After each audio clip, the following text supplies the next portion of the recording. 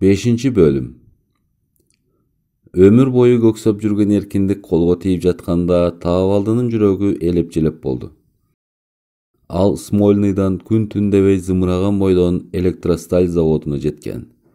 Адамзаттын азаттыгы үчүн күрөшкөн улуу Лениндин жүзүн көрүп жана куралдуу көтөрүлүшкө катышкан жумушчулардын, солдаттардын жана матростордун эски дүйнөнү кулатып, жаңы дүйнөнүн нурун жаркыратканы жөнүндө ал заводдогу жумушчуларга даңазалап баяндаган.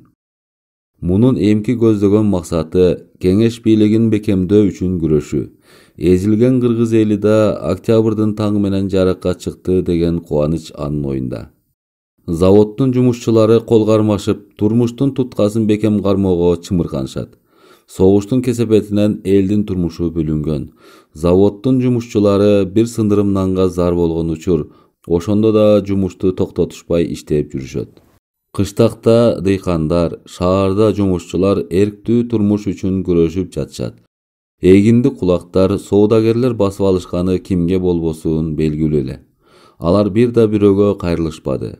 Абал кыйын болуп турган кезде Таабалды заводдун башкаруучусу менен кошо кыйынчылыктан чыгуу жолун издеди. Ревкомдун жардамы абдан чоң болду. Ар кайсы жерлерден сатыкка дан издеп таап, жумушчуларга таратып берип жүрүштү. Ачка токко кайыл болгон жумушчулар кеңеш өкмөтүнүн узун өмүр сүрүшүн гана тилешет. Кеңеш бийлигин бекемдөөдөн бөлөк максат жок деген ойдо Таабалды. Ушинтип турмушту жакшыртууга жана бийликти чыңоого катуу күрөш башталганда капилеттен душман кайра баш көтөрдү. Элдин мүдөөсүн көздөгөн кеңеш өкмөтүнө кулактар тишин кайрашып чамына башташты. Бийликтен ажырап, элден журттан чыгып, куулуп калышкан ак офицерлер, чиновниктер, эсерлер, кулактар империалисттик өлкөлөр менен тымызын машташып алышканы билинди. Жерлерде контрреволюционерлер баш көтөрүшүп, кеңеш өкмөтүнө кутургандай кастарын тигип, катыла башташканын укканда заводдун коммунисттеринин кыжыры келди. Эми кантыш керек? Эл жаңы эле боштондукка чыкса, аны душманга тартырып жибергенде көрөр күн не болот? Контрреволюционерлердин максаты ачык. Же өмүр, же ажал, деди Таабалды. Душмандын бүлүк баштаганын угушкан соң Богород шаарынын ревкому жана заводдогу Таабалдыга окшогон большевиктер жаңы өкмөттү коргоого маслихат кылышты. Урушта туруш жок да. Касташкан душманга заводдун жумушчулары бардык кыйынчылыктарга моюн тосуп, кеңеш өкмөтүн сактоого өз каалоолору менен душманга каршы ыктыярдуу топ түзүштү. Куралданган азаматтар Богород шаарынан чыгып, Волганы бойлоп, кеңеш өкмөтүнө каршы козголоң чыгарышкан контрреволюциячыл кулактарды талкалоого 1918 жылдын март айында Саратов шаарын көздөй күндөп түндөп сапар тартышты. Таабалды тилектеш жолдоштору менен ак кар көк муздун астында жаткан бетегелүү мейкин талааларды артка таштап, чырым этип кирпик какпай жол жүрүүдө. Буларга жолдон жоону жек көргөн кишилер кошулушкан сайын алардын караандары көбөйө берди. Арадан көп күн өтүп, алыс жол кыскарууда. Жол боюндагы ызым карагайлар бириндеп артта калып жатты. Бозомук тарткан жөө тумандын арасынан мунарыктап калдайган караган көрүнөт. Бул боштондуктун жарыгы жаңы чачыраган Саратов шаары менен Волга дарыясынын элеси эле. Көрбөгөн азапты көргөн Таабалды мына эми шаңдуу шаарды талкалап, берекелүү Волга суусун адамдын каны менен боёгону жана кеңеш бийлигин кулатуу үчүн ок жаадырган козголоңчу кулактардын уюгун бузуп, уюткусун соолткону келди. Ал жолдоштору менен Волгага көз жүгүртүп кумарланды. Келме кезек, терме тезек деп акылман эл айткандай, шаарды ээн жайкын кыдырууга ага да эми кезек келген экен. Келер менен өзү жаткан түрмөнү Таабалды атайын көргөнү барды. Жакын барып, аны сыртынан бир топко дере тиктеп турду. Ушул түрмөдө азаттык үчүн тайманбай баш кесерлер менен кармашкан азаматтардын башынан өткөргөн оор күндөрүн эсине түшүрдү. Ошондогу тирукмуштуу окуялар сүрөткө тартылгандай көз алдынан чууру өтүп жатты. Ошол азаптуу күндөр да бир күнчөлүк билинбей унут болор. Мүмкүн андагынын элеси өмүр бою эстен кетпес. Азыркы максат душмандын калдыгын жок кылуу. Ал ушундай ойго келди да кайра шаарды кыдырып, өзүнүн эң жакын кишисин издеди. Таабалды ошол күйүмдүү кишисине кезигип, ошонун колун кыса кармап, өмүр бою ага ыраазылыгын бир ооз айтмак эле. Бул ким? Анын ошо көксөгөн кишиси жарык дүйнөдө барбы, жокпу ага белгисиз. Үмүтсүз адам кайдан болсун? Асман бүркөк, шаардын үстүн бозомук тарткан туман басып турган эле. Жел аргы аны серпип ыргытты. Баскандан Таабалдынын буту кайдан таалысын? Ал көчөдөн көчө кыдырып, ар кимден издеген кишисин сурамжылап жүрдү. Деле андай аттуу аялдын дареги билинбейт. Катя экөө күлгүндөй жаш шактарында баш кошкон. Түрмөдөн бошоп чыкканда аны ушул шаардан издеп таппай да кеткен. Жакшылыкта болсун, мейли жаманчылыкта болсун, жанына күйүмдүү, чыныгы сүйгөнүн ким унутсун. Катеринаны 2 күндөн бери издей берип Таабалдынын айласы түгөндү. Таабалды дарексиз аялынан үмүт үзбөдү. Ревкомдогу бир кишиге зайыбы жөнүндө кайгысын айтты эле, күтпөгөн жерден ал мындай окуяны укту. Кеңеш бийлиги келгенде тууган сүйүндү, душман күйүндү. Эзилгендердин маңдайы жаркырайт. Эзүүчүлөр доорунан айрылганда жер тепкилешип какшашат. Заманы кеткен тирөөлүктөр азыр соо жатышмак беле. Мына ошентип тууганым, кулактар козголоң чыгарганын уктуң. Биз душманга жапырт бел алдык. Бей бечаранын таалайына жаралган жаңы өкмөткө ызырынган зулум кулактар менен салгылашууга аялдар да биз менен бирге аттанышты. Мындан аз эле күн мурдараак кулактарга ок атып биздин арабызда Катерина Семенова деген жаш келин жүргөн. Менин издегеним ошол эле, деп Таабалды кыйкырып жиберди. Сүйлөп жаткан боз бапакчан, жапалдаш бойлуу, сол колу ок тийип майып болгон бети толук киши берки Таабалды менин издегеним ошол эле деп кыйкырып жибергенде эмне дээрин билбей мелтирип калды. Таабалдынын жүзүнө кызыл жүгүрдү. Сүйлөөгө дарманы келбей алсырай түштү да анан акырын сурады. Азыр ошол Катя кайда? Деги ал тирүү? Тигил киши мында бир сыр барын сезе койду. Акырын басып коридорго чыкканда Таабалды анын артынан кошо чыгып, кайра дагы такып сурады. Ошол аялдын өлүү тирүүсүн мага айтып бер, тууган, деп улутунду. Капаланба, жолдош Пудовкин. Эгер ошол аял чын эле сенин сүйгөн жарың болсо, биз душман менен кармашып жатканыбызда ал бечара аял катуу жарадар болгон. Өлдү беле? Ооба. Мындан бир аз илгери келгениңде Таабалдынын көзүнөн ысык жаш мөлт-мөлт этти. Бир окумда башын өйдө көтөрүп, тиги кишиге жалооруй карап, "Балким, сен мага ошонун мүрзөсүн көрсөтүп коерсуң", деп Таабалды жашыганда, жаңкы киши күңгүрөнүп мындай деди. "Аны көмгөндө мен бул шаарда жок элем, достум. Ал ушунда бир абышка кемпирдикинде турганын өзү айтып калчу эле. Ошолордун үйүн мен сага көрсөтүп коеюн. Ошентче айланайын." Жепирейген үйгө булар кире берерде аларга теке маңдайдан аксакал абышка кезикти. Ал келген кишилерди үлдүрөгөн көз менен тиктеп, анан жактырбагандай дубалдын түбүндө жаткан тактайга тескери карап отура кетти. "Амансызбы?" деп 2 киши аны менен жарыша учурашты. Чал унчукпай башын ийкеп тим болду. Аңгыча чалга караганда баскан турганы тың, узун бойлуу, ак чач кемпир үйдөн чыга калып, беркилерди таңыркай карады. "Силерге эмне керек?" Негедир кемпир да капалуу унчукту. Абышкасы бейтааныш кишилерге дүгдүйгөн мойнун буруп кеп сурамак болду. "Силерге ким керек эле?" "Катяны мына бул киши издеп жүргөн экен", деди ага Таабалдыны ээрчитип барган киши. Муну укканда обочорок турган кемпирдин денеси селттей түштү. "Ах, Пудовкин беле?" деп ал чоочугандай сурады. "Ооба." "Эх, байкуш Катя, ал тирүү болсо мени издеп келбей койбойт дечү эле.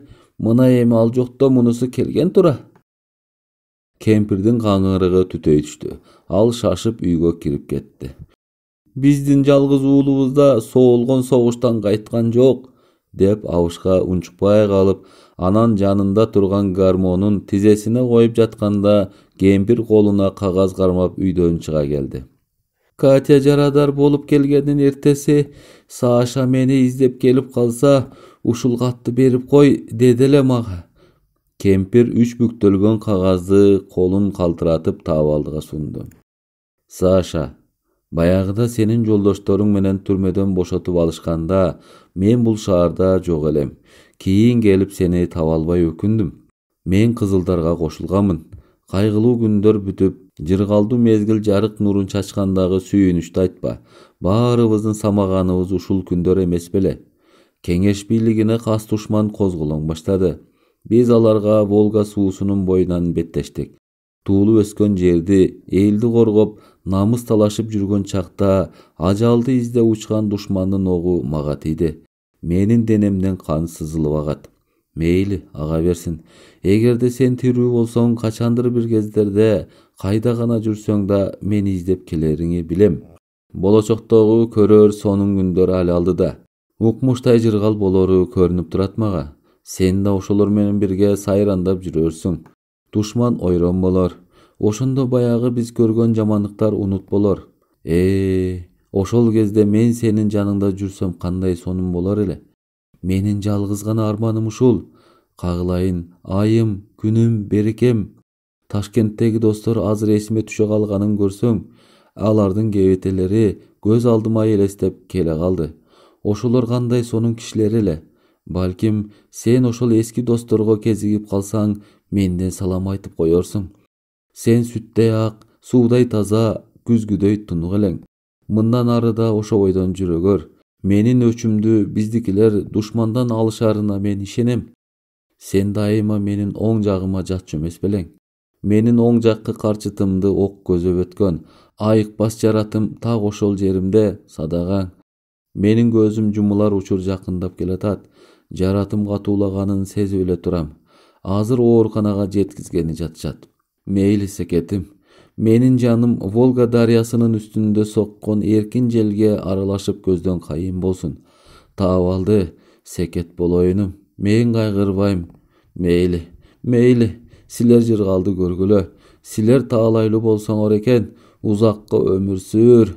Кош, мени унутпассың, Саша. Сенин Катяң.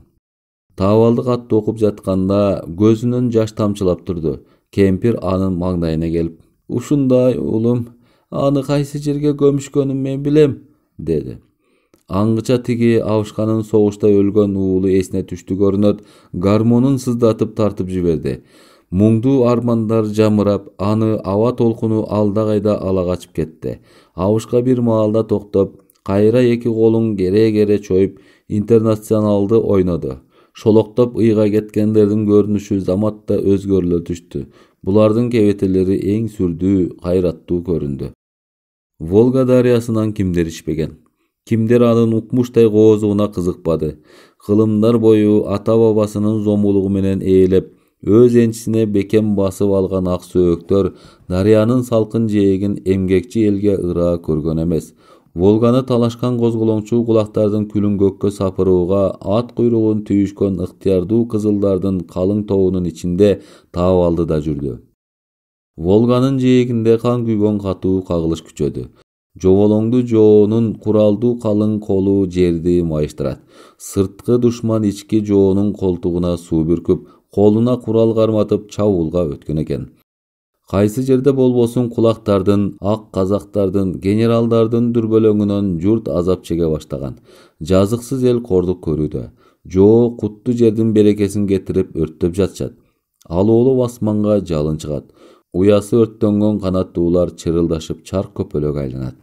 Пудовкинди жагдайга жараша Урал тарабындагы 4-чү армиянын штабына шашылыш узатышты. Ал партиянын жиберген жагына жөнөдү. Бет алдында аска зоодой чеп болсо да деле жазганар эмес. Урал жерин кеңеш өкмөтүнө кастарын тиккен эски желдеттер тебелеп жатышат. Ак гвардиячылар ажыдаардай ышкырып турган кез эле. Жер өрттөнүп, көк түтүн уюлгуп асманга көтөрүлөт. Эл таламын талашкан баатыр кызыл шумкарлар кашык кандары калганча жоо менен кармашууда.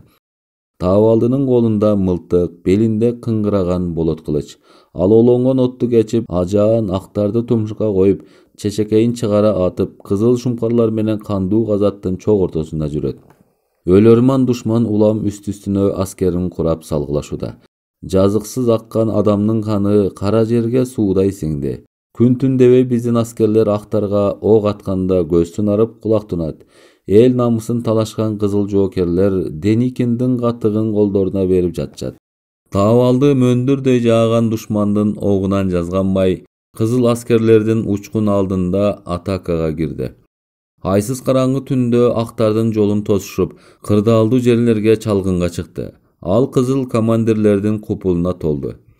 Бел чечип эс алуу деген кээде ойдон чыкты. Бир аптадан бери таап алды чырым этип уйку бетин көрбөдү. Кээ бир түндөрү актардын аскерлеринин кайсы бирлери офицерлерди жазгырып кызылдарга качып келип жатышат. Ошентип таап алды жоо менен кармашып жүргөндө күтпөгөн жерден аны шашылыш армиянын штабына кайра чакырган буйрук келди. Таап алдынын мындан аркы өмүр жолу узак көрүндү. Көздөгөн максат даана. Ал абалдын өтө татаалдыгына, кала берсе өтө коркунучтуулугуна жараша буга окшогон күрөштө аздыр көптүр каныккан элдик уулдарды мерчемдүү жерлердеги күчтүү жоого бет алдырууга туура келсе керек. Улам бир жерден бир жерге которула бергени таап алдынын аягы сай таппагандыгынан эмес, душмандын ошончолук өжөрлүгүнөн. Жакында Пудовкинди согуштук саясий кызматка көтөрдү. Кыйынчылыктан баш тартпаган эр жүрөк таап алды жанын жанга уруп иштеп жүрөт. Ал карыш баскан сайын алдынан душмандын бөгөтү тарайт. Тынымсыз күрөш өрчүдө. Ушу кезде уруштагы жоокерлерди лениндик идеяга сугаруу өтө зарыл. Таап алды өзгөчө ушул орчундуу милдетти колуна алган. Ал саат сайын кызыл аскерлердин арасына барып, үгүт насаат иштерди жүргүзүп жүрөт. 1918-жылдын жаркыраган жай айлары жарышып өтө берди. Күз айлары да келди. Ырайымсыз ташбоор душман дыйкандардын эгинин өрттөп, колунда бар бирин экиин мал мүлкүн талашты. Кызыл жоокерлерге беттешкен жоо туруштук бере албай кымгуут болду. Ошентсе деле эртеси кырылганы кайра жалаңдап кол салышат. Күн түн кармаш. Поволжье менен Уралдын өрөөнүнөн кулактардын ырыскы талашып баштаган козголоңу күн сайын улам күчөп, жергиликтүү эмгекчилерге запкы көрсөтүп, карыларды мууздап, балдарды өлтүрө баштады. Дүрбөлөңдүн үстүнө дүрбөлөң.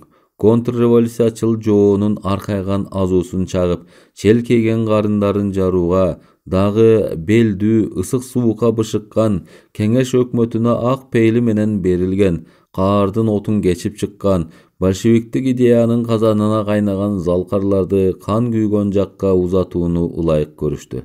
Душмандын тыңчылары машкедей шимшип жүрөт. Таап алды 4-чү армиянын саясий бөлүмүнүн буйругу боюнча чукул түзүлгөн комиссиянын Урал аймагында тымызын иштөөчү бөлүмүнүн саясий кызматына шашылыш жиберилди. Ал кызыл шумкарларга кошулуп, Урал тоосунун түштүгүндө калайман баштаган актардын күлүн сапырууга кылкылдаган тууну кармап, казактардын намысын талашкан кулактардан өч алууга аттанды. Убакыт билинбей сызып өтүп жатат. Козголоң чыгарган кулактар бүткөн боюн жарак жабдыкка жыш ширеп алган. Ал жүзү каралар жергиликтүү дыйкандарды тымызын талап алышып, өздөрүнүн ошол жаманаттысын кайра кызылдарга жабат. Силерди өлтүргөн кызылдар, алар калп эле силерди алдап жатышат. Силер кызылдарга ишенбегиле, дешип элди тетири үгүттөөгө өз кишилерин жиберет. Ушундай айла менен душман караңгы калктын арасын бузууга аракет кылууда.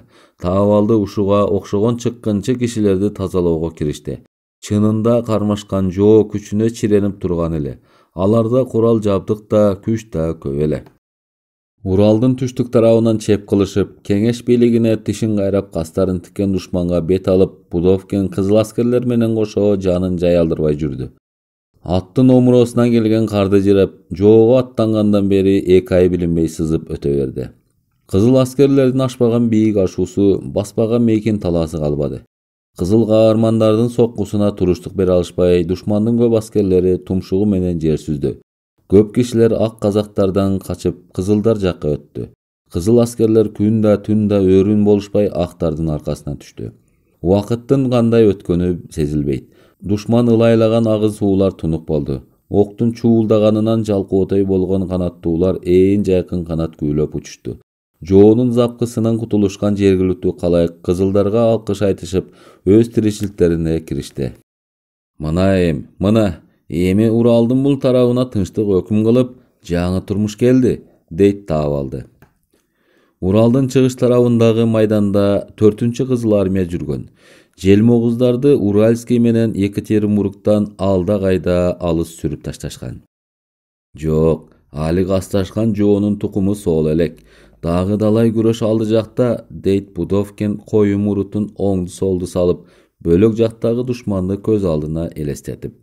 Уралдагы кандуу майдандан окко учпай аман калышкан генералдар жана аларга танапташ үзөңгү жолдоштору жана козголоңчу кулактар өз кертбаштарын ала качып, кайдадыр алыс жакка кетүүгө аргасыз болушуп, бет-бетинен тарашты. 1919-жылы 14-августта армиянын штабы белдүү кызыл жоокер Пудовкинди Түркүстан согуш майданынын 197-мусулман полкуна комиссар кылып дайындады. Мен эл үчүн кашыкканым калганча душман менен күрөшүүгө даярмын, деди Таабалды. 9-армия түштүк Воронеж менен Балашов багытын бекем чеп кылып алышкан ак гвардиячылардын калың тобу менен бетме-бет салгылашып жатышкан учур эле. Мусулмандардан куралган кызыл жоокерлердин полку Пудовкинди куттуктап тосуп алган. Полкто өзбек, казак, ала тоолук кыргыз, баатыр Азербайжан, Карагалпак элинин уландары, эзелтен бери эзилип келген тажик, түркмөн элинин азаматтары бар. Таабалды мусулман полкуна келер замат жаш жоокерлерди тарбиялоого катуу киришти.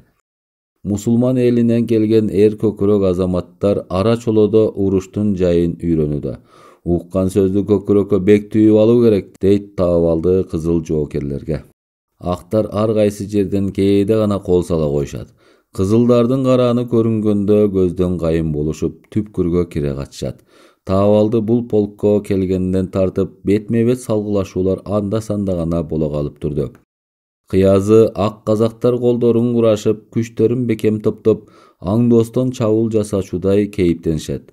Душмандын кайда бекингенин аныктоо кыйын. Алар бирде анда, бирде мында, деле аяктары сай таппайт. Бирок алардын жыйнаган күчү арбын экендиги белгилүү. Полктун жалындуу командири жана комиссар касташкан жоого кайсы жерден кандай учурда сокку уруунун жайын даана аныктоого киришти. Актар жакка жиберилген жашыруун чалгынчылардын байкоосуна караганда, душман кичине эле ыгы келе калса, мойсоп жиберчүдөй пулеметторун, замбиректерин дүрмөттөп коюп таптаяр турушат. Актар өз кишилерин кызыл аскерче кийинтип, жергиликтүү калкты тоноп, карактап алышып, жүзү каралык кылышып, анан ошол тегеректегилерге: "Мына, көрдүңөрбү? Кече кызылдар баланча жерден баланчаны өлөрчө токмоктоп, колунда баарын тартып кетишиптир. Силер ошолорго ишенесиңер? Алар башкесерлер", дешип кызыл аскерлерге жок жаланы жабышат. Алар ушундай амалды колдонуп, кызыл аскерлерди элге жек көрсөтүшмөкчү. Мындан башка дагы адамдын капарына келбес жаман нерселерди ойлоп чыгарыша коюшат. Таабалды мусулман полкуна келгенине аз оолак убакыт болгондо бир түнү капыстан сурнайлар тартылды. Жоокерлер жарак жабдыгын асынышып, заматтын ортосунда катарга тизилишти. Командирлер өзлөрүнүн жоокерлеринин даяр экендиги жөнүндө полктун командирине биринин артынан бири баяндап жатышат. Ай сүттөй жарык эле. Сансыз жылдыздар көктө бири-бирине көз ымдап жымыңдашып, гаухар таштай жылтылдайт. Полктун командиринин жанында чабдар атчан комиссар Пудовкин турат. Аңдоостон болгон тревоганын себебин бул эки командирден бөлөк бир да жоокер биле элек. Алар азыр чабуулга өтүү командасын гана чыдамсыздык менен күтүп турушту. Бир окумда полктун командири кызыл атын теминде эле ат атырылган бойдон кырка тизилген кызыл кыраандардын ортосуна атырылып чыкты. Жедеп машыккан ат кулагын текчейтип, таноосун дердеңдетип, астыңкы буту менен жер чапчып токтоду. Аңгыча полкко команда берилди. "Полк, смирно!" Командирлер өз взводдоруна команда берип жатышат. Кызыл жоокерлердин жарак жабдыктары шарак-шурак этет. Сентябрь айынын коңур салкын жели лепилдеп, кырка тизилген аскерлердин бети башын аймалайт. Бир паска жымжырт боло түшкөндө "Вольно!" деп полктун командири команда берди эле. Темирдей бекем тартипти сактап, былк этишпей какайып турган жоокерлер боюн жыйбай, жай баракат боло түшүштү. Комиссар чабдар аттын үстүнөн өөдө боло сүйлөдү. "Жолдоштор, Кеңеш өкмөтү эзилген күн чыгыштагы эмгекчилерин да эркиндикке жеткизди. Кимде ким элинин кор болбосун көздөсө, Ошол башкесер ак офицерлер менен козголоң чыгарган кулактарды жер жүзүнөн жоготууга тайманбай күрөшөт. Нечен кылымдар бою хандар менен бектер, бай манаптар менен эшен молдолор кала берсе, ак падышанын желдеттери, чиновниктер калайыктын канын сүлүктөй сорбоду беле? Ошол азаптуу күндөр али силердин эсиңерден кете электир дейм. Биздин кызыл аскерлер сазайын берип жатышкан ак гвардиячылар, көтөрүлүш чыгарышкан кулактар өткөн заманды көксөшөт. Алар залим падышанын таламын талашкандар, жаңы дүйнөнү көрө алышпаган бизге жоо. Кеңеш өкмөтү эзилген элге жерди, сууну, боштондукту алып берди. Душман силерден кайра ошону тартып алуу үчүн бизге каршы кол курап, урушуп жатканын силер эч качан унутпагыла. Эгерде биздин жоокерлер ата-энесин, бала-чакасын, ага тууганын жана калдайган калайыкты зулумдарга кул болбосун деген максатты көздөсө, душманга окту жамгырдай жаадырсын. Эгер силер эркиндикте өмүр сүргүңөр келсе, кеңеш бийлигине кастарын тиккен ак генералдарды, атамандарды, офицерлерди аябай кырып, күнүн караң калтыргыла. Кеңеш өкмөтү, партия жана Ленин атабыз бизди теңдикке жеткирди. Күнчыгыш калкы силердей өз уулун казатка узатканда силерден ант алган. Ошол антты ар бирибиз душмандан өч алганда гана актаарыбыз эсибизде болсун. Жолдош кызыл аскерлер, силер эне сүтүн актап, жоонун тамырын соолтууга ат куйругун түйгүлө. Жашасын Ленин, жашасын партия, жашасын жумушчу дыйкан кызыл армия. Ура! Ура! Ура! Ура! Кызыл балбандар шаңдуу ырларды созушуп тарашты. Ушул түнү асманда токумдай да булут жок эле. Күзгү коңур салкын жел зыпылдап жүрүп, аскерлердин көңүлүн эргитип турат. Каалгып тынчтык өкүм сүрдү. Түн ортосу ой берген маалда мусулман полку жайланышкан адырдын этегиндеги дөңсөнүн түбүндөгү жалгыз түп куураган кайыңды көздөй узун бойлуу, чапжак, көзү үңүрөйүп ары кирген кара сур киши боору менен жылып кетти. Ал жыгаштын көңдөйүнө бир барак кагазды шашып катты. Кыйналгандан болсо керек, мунун бүткөн боюнан кара тер мончоктоп куюлат. Ал тыным албастан ошол замат кызылдардын байралган жагын көздөй жан талашып жүгүрүп баратып, полктон бир чакырымдай ары жол боюндагы калың куурайдын арасына кирип көрүнбөй калды. Жол боюнда кароолдо жаш жоокер турду эле. Бир окумда жанагы жок боло түшкөн киши куурайдын арасынан жылып чыгып, билмексем болот, тигил кароолдо турган жоокер менен тике маңдай туруп сүйлөшкөндөй болду. Бир окумда ай деген үн чыкты да сакчы кулап кетти. Күзгү куураган жалбырак канга боелду. Баягы киши кароолчулар эс алышып жаткан кепени көздөй буту үзүлгөнчө жүгүрдү. Антип минткенче арадан аз убакыт жарышып өтүп, жоокердин өлүмү жөнүндө кароол башчысы штабка кабар берип, душман колду болду деп жашып сүйлөдү. Кароолдо турган кызыл аскердин өлүмү тууралуу полктун командири менен комиссарына ошол замат кабар берилди.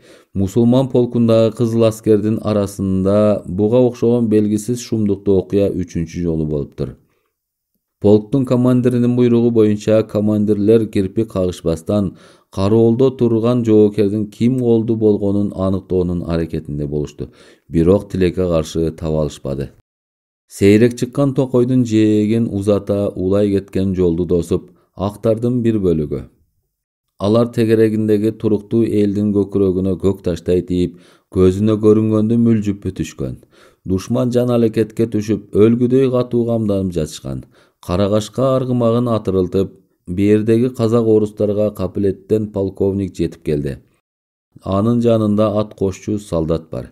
Жергепелерге жеткенде кабагы салаңдаган кашкабаш, купку полковник ээликкен азоону ойкуштатып токтой калганда, анын тостойгон көзүнө кароолдо какайып турган ефрейтор чалдыга түштү.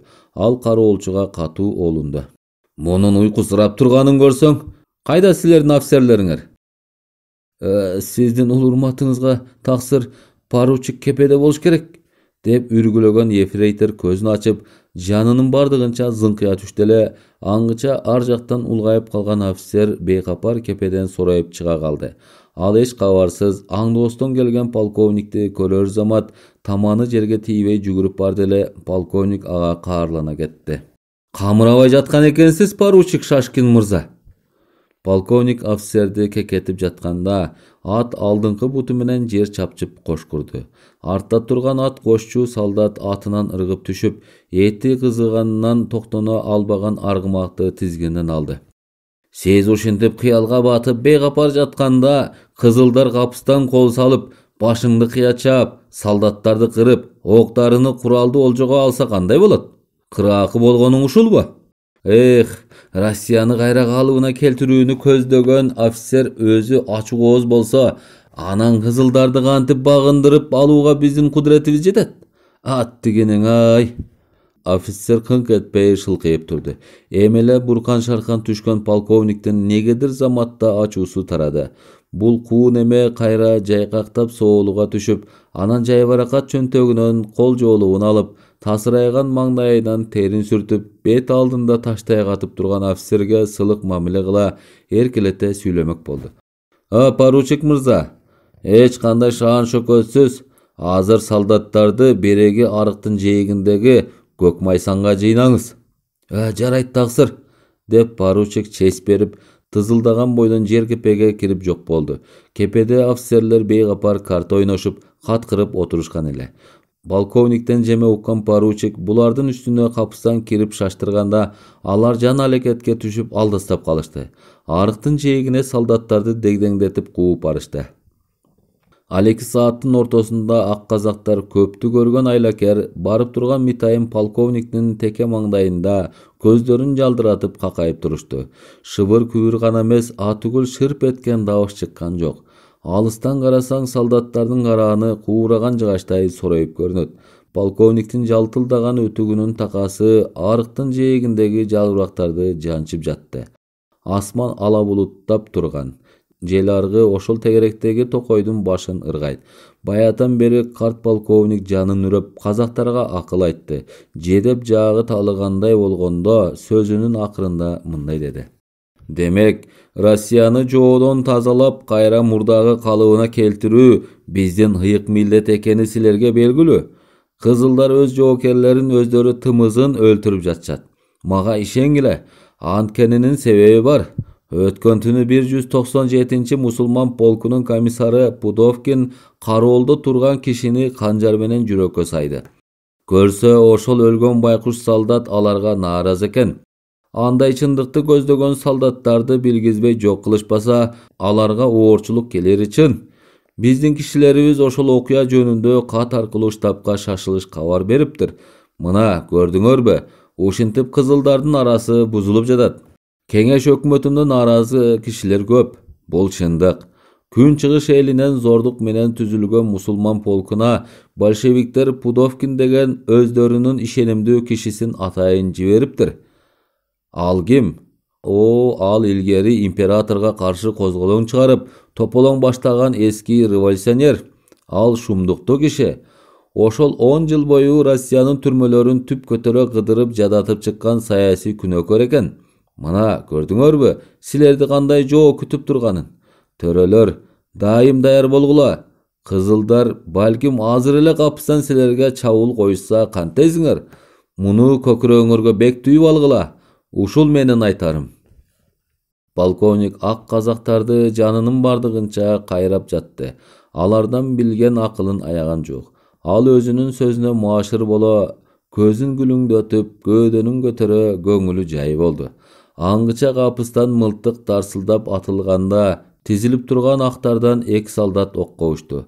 Актар кымгуут түшүп калды. Куралга! Дешип офицерлер жабылай кыйкырышты. Ызы чуу, ок туш-туш тараптан чуулдады. Куралдарын алып ак казактар жан алекетке түшүп атыша башташты. Токой жакта аткыла! Токойду! Деп полковник кепенин далдоосунан бакырып жиберип, анан жанына келе калган поручикти жекирди. Эх, шайтан баскан ачык ооз. Кызылдарга бастырып таштадың. Штабка тез чабарман жибер. Бол тез. Жарайт таксыр. Аттарды алдырбагыла. Алактап шаштысы кетип калган полковник аргымагын менен коюп качууну ойлонду. Аңгыча ар жакта пулемет атып жаткан солдаттын жанында команда берип жаткан офицер сороктой түштү.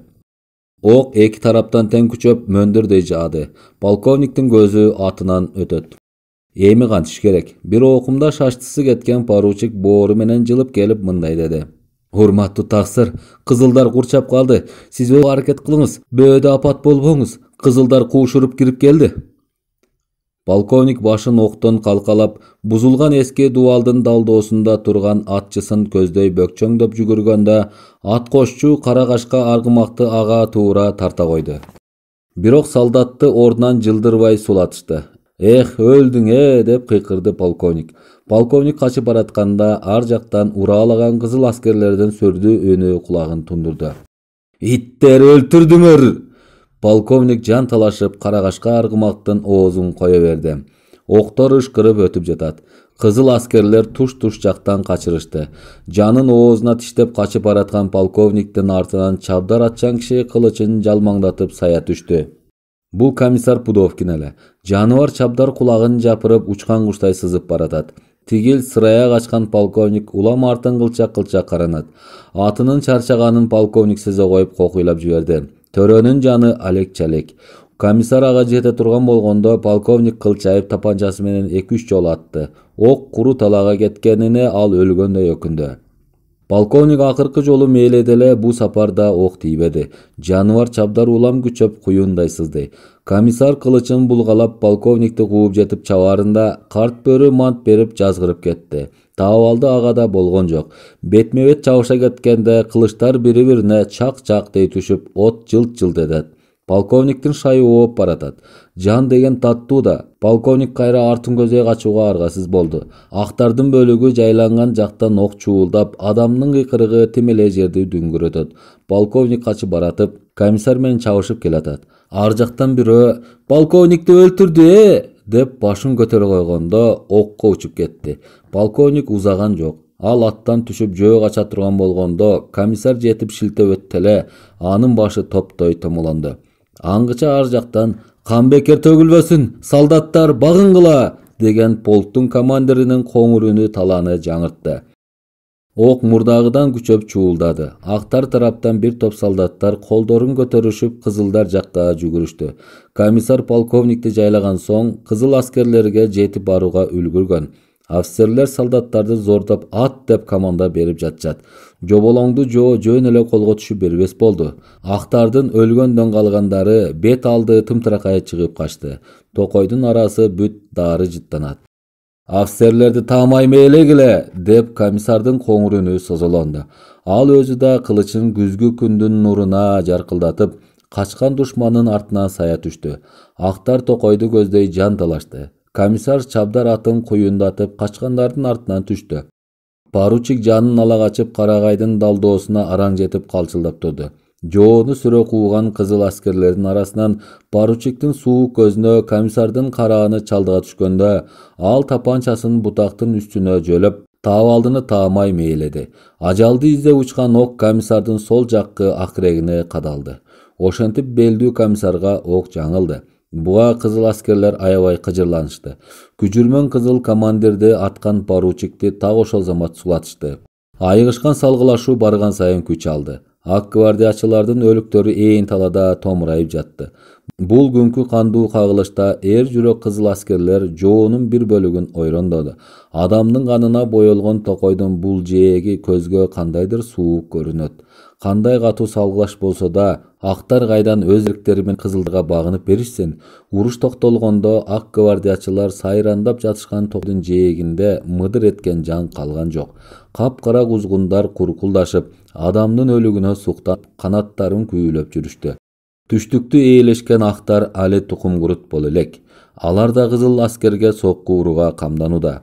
Душман улам колун курап, күчүн топтоп жатат. Согуштун кайнаган жери Вишенская өрөөнүндө эле. Атамандар, генералдары куралдуу күчүн ошол ченге жыйнашыптыр. Кызыл аскерлер ошол жердеги актардын негизги уюткусун соолутууну көздөшөт. Жергиликтүү элге актар ээн баштык көрсөткөнүн коюш элек. Кара ниет актар жергиликтүү дыйкандарга жазында эгин эктирбей, күзүндө аштык алдырбады. Ак гвардиячылар акыркы кездерде жырткыч апайы айвандай кутурушту. Каяша бергендин тике эле башын алат. Булар колдоруна адам тийсе же айван урунса да кенедей аяшкан жок. Анткени өздөрү өлүм алдында турушканын сезишсе керек. Кызыл аскерлер душман ээлеген жерди ылдам бошотууга ашыгышты. Анткени калайык жабыр тартты. Актардын кордугу кимдердин жанына батпады. Жарадар болгон комиссар госпиталда жаткан күндөн тартып санаасы тынган жок. Убакыт билинбей сызып өтүүдө. Таабалдынын жараты айга элек. Согушуп жаткан кызыл жоокерлерине тез жетсем дегенде ак эткенде так этет. Кээде аркы беркини ойлогондо анын каны кызыйт. Кыялга түшүп кыйналат. Ал тургай өтүп жаткан күн түн демейдегиден узарып бараткандай сезилүүдө. Дарылаган врачынан күндө 3 маал сурай берип, анын да тынчын алды. Деги дүйнөдө оору менен жокчулуктан кор эмне бар? Арга канча? Таабалдынын жараты эми гана араң айыгып келе жаткан сет. Кичине күчүнө кирсе эле комиссар ак шумкардай айланып, согушту көздөй сызууга дилгер. Врач болсо муну жараты айыкмайынча госпиталдан карыш жылдырар эмес. Bir эсептен анысы да туура. Эгер согуш жактан кабар укса, комиссардын кабагы ачык, көңүлү куунак жүрөт. Кокус уруштан жарадар болгон кызыл аскер госпиталга келгенин көрсө, комиссар туталанып кыжырлана баштайт. Ошол түнү таң аткыча ал кирпик какпайт. Эртесе мени жөнөткүлө дейт көшөрүп. Мындай учурларда жалпы тартип боюнча врачтар аны катуу кармашчу. Пудовкиндин бир кызык мүнөзү бар эле. Ал бир нерсеге өтө капа болуп турган кезинде анын эсине интернационал түшө калганда ал ошону созолонуп ырдар эле. Анан анын көңүлү жайланып кубаттана түшчү. Эмнеликтен андай? Кандайча дайым көңүлү чөккөн маалда бул ырды ырдаганда соолуга калат. Бул кандай терең сыр? Мында бир маани бар го. Аны анткенинин бир себеби бар болчу. Өткөн кайгылуу заманда Таабалды менен бирге жүргөн революциячыл тилектеш курбуларын ак падышанын малай желдеттери өлүм жазасына тартышкан. Ошол кайран азаматтар өлүм алдында турушканда, келечектеги чыныгы күндүн жакын бир кездерде жаркырап келерин көз алдыларына элестетишип, чексиз кайраттуу революционерлер интернационалды үн алышып шаңдуу ырдашкан эле. Ошондогу унутулгус жакшы кишилердин укмуштай кайраттуулугу жана өлчөмсүз эрдиктери Таабалдыга түбөлүккө өрнөк болуп калган. Мындай оор учурларда ал дайым ошону эстээр эле. Кийинки кездерде комиссардын жараты улам акырындап айыга баштады. Көңүлү да сергек. Аны дарылаган врач андан колунан келген жакшылыгын кантип аясын. Анткени менен комиссар күч кубатына али кирелек. Акырегин көзөгөн октун изи эчага айыкты. Далынын кемирчегин ок талкалап кеткен эле. Ошол жериндеги жараты бүтмөгү кыйын болду. Аны комиссар өзү деле билет. Ал күндө таң заардан туруп жалгыз короодо аркы терки басат. Кокус врачтардын карааны көрүнө калса, ал таңылуу колун чече коюп, "Мына жолдош доктор, мен куландан соопсоо болдум. Айгат деген ушул. Эми полкко кайрылып барар убактым болду го дейм. Мени кармабай узатыңыз. Согуш катуу жүрүп жатса, госпиталда эс алып жатканым болбос", дейт. "Сиз айыгарыңызга аз эле калдыңыз, жолдош комиссар. Дагы бир аз күн чыдаңыз", десе Таабалды аларга саал өпкөлөп. "Ушундай кыйын кезде кандай бейкапар киши ооруканада дарыланып жатсын", дечү. Согуш жактан ар кандай кабар күнүгө угулуп турду. Ага госпиталдагы оорулар кулактарын түлүшөт. Уруш жакта кандай окуя болсо, биирдеги жарадарлар баарыдан мурда билишет. Таабалдынын тынчсыздана баштаганы күндөн күнгө күчөдү. "Эх, достор, биздикилер согушта кан кечип жүрүшөт, а биз госпиталда тынч жатабыз. Биз качан ошолордун арасына кошулуп, ак казактарга ок атабыз? Аттангыла, жолдоштор!" Анын ушинтип үндөгөнү жарадар кызыл аскерлерге чоң кайрат болор эле. Комиссар госпиталда талыкшып жаткандан бери 3 айдын жүзү болуптур. Жараты айыгарына аз эле калганда ал кетүүгө аябай ашыкты. Дарылап жүргөн врачтын артынан калбай ээрчийт. Эми кантыш керек? Жара таза айыгарына кичине эле калган. Акырына дейре күтпөй комиссардын өжөрлөнө баштаганын көрсөң, тил алып дагы аз күнчө жата түшсө, анын жараты таза айыгат эле го. Күжүрмөн комиссар госпиталдан полкко барар замат урушка кирет. Чала айыккан жараты кайра ырбаса, анда өзүнө кыйын болот го. Жарат менен ойного болбосун бу көк неме кантип түшүнбөсүн? Анын жанын жай тапкызбаган жалгыз гана бир нерсе, ал ата журтту өз учурунда аскерлер менен бирге коргоп калууну мойнундагы ыйык милдетим деп санайт. Госпиталда жата берип жараты бүт айыкканча комиссардын ичи бышып бук болду. Врач да оорунун көздөгөн максатынан ажыратууну кайдан ойлонсун? Акыры госпиталдан табалдыны мөөнөтүнөн мурда тобокел деп чыгарууга ал да макул болду. Декабрь айынын суугу күчөп турган кез эле. Госпиталга жатканына 90 күн толгондо комиссар өз полкуна кайтты. Анын айыгып барганына сапарлаш жоокерлери абдан сүйүнүштү. Табалдыдан алардын эч качан көңүлдөрү калган эмес. Ал госпиталдан келип жоокерлерге кошулган кезде өлөрман жоо катуу салгылашып жаткан кез экен. Актардын тыңчылары тымызын желип жортуп жүрүшөт. Кээ бир кездерде актардын чалгынчылары жашырынып келип кызыл аскерлерди майып кылышат. Атүгүл актардын офицерлери кандай окуя болгонун ошол замат билишет. Эмне үчүн андай? Ушул маселе жоокерлерге аябай оорчулук келтирди. Шырп эткендин баарын ак гвардиячыларга жеткизип жүргөн бузуку кара ниет чыккынчы кишилерди кармоо керек эле. Жашырынып жүргөн тыңчыларды колго түшүрүүгө комиссар өзү киришти. Бирок алар кайда? Кантип колго түшүрүү керек? Январь айынын көзгө сайса көрүнгүс караңгы түндөрүнүн бири. Чоң жолдун эки айрылышында Кароолдо кызыл жоокер турат. Ошол күнү күн батардан мурда уйгу-туйгу шамал болуп, аба ырайы бузулду. Суук Кароолдогу жоокердин бетин тызылдатат. Кароол башчысы Карасур киши жазганып сакчыларды улам тез алмаштырбай, өлчөмдүү саатта гана келип которуп турду. Папагын башына баса кийип, мылтыгын оң ийнине арта сала эки жакты элеңдеп карана. Жол боюнда жаш жоокер аркы терки басып жүрөт. Эки жактан түк шырп эткен дабыш чыкпады. Айлана мемиреп тынчтыктын кучагында жымжырт. Ой то тегиз жумурткадай аппак. Жол боюндагы бирин серин сейрек жыгачтардын бутактарына бубак турган. Карасур Кароол башчысынан али дарек жок. Жаш жоокер чыкылдаган аязда чымырканып полкту коргоп турат. Деги буга кыйын болду. Кайда түн ортосу ой берген чакта капыстан бөлөк жактан келаткан эки кишинин карааны көрүндү.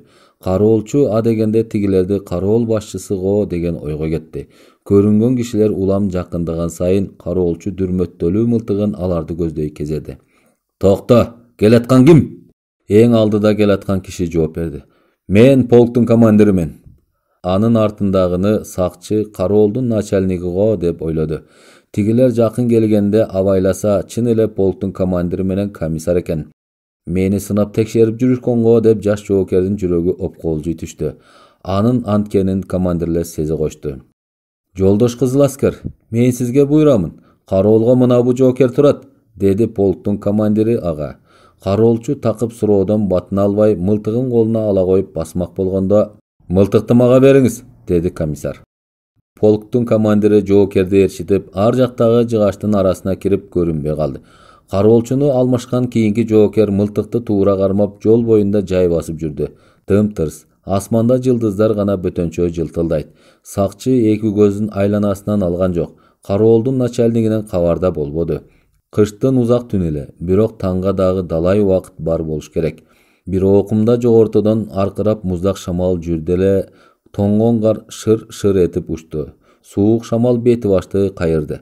Аңгыча кароолчулар жайланышкан жактан жалгыз кишинин карааны таптана көрүндү.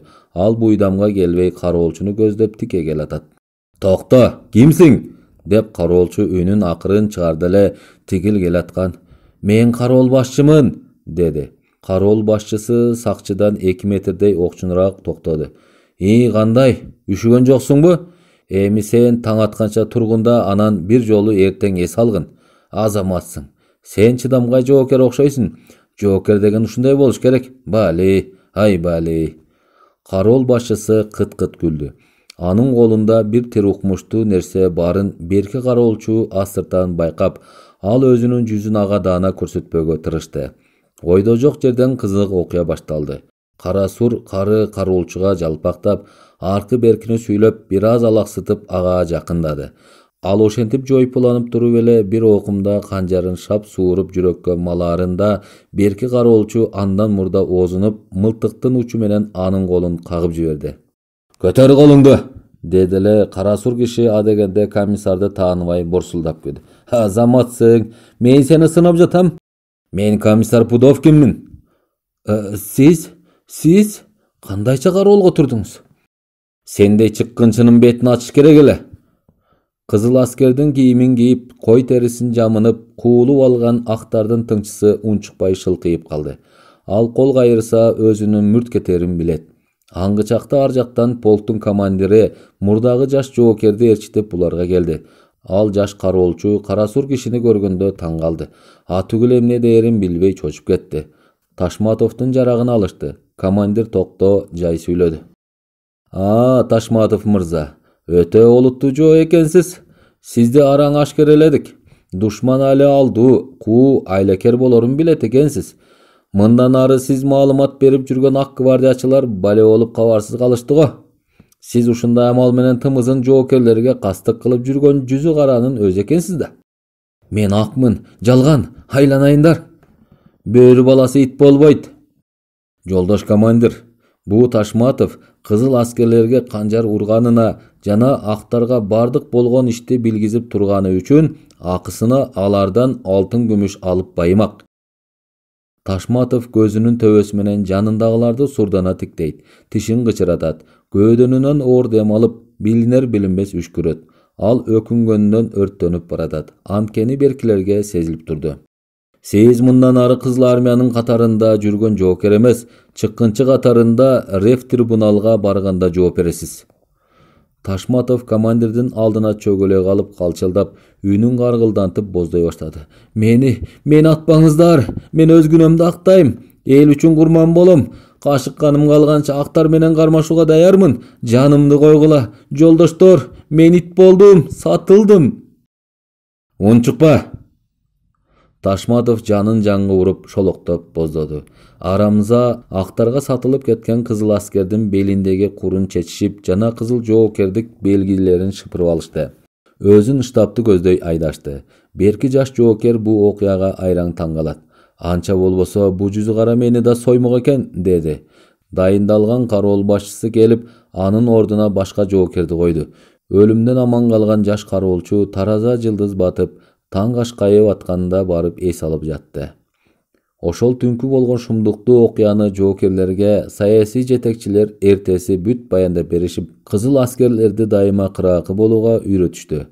Ак казактар ар кандай айла менен кызыл аскерлерге сокку берүүгө даяр экендигин командирлер кызыл жоокерлерге дайым эскертишер эле.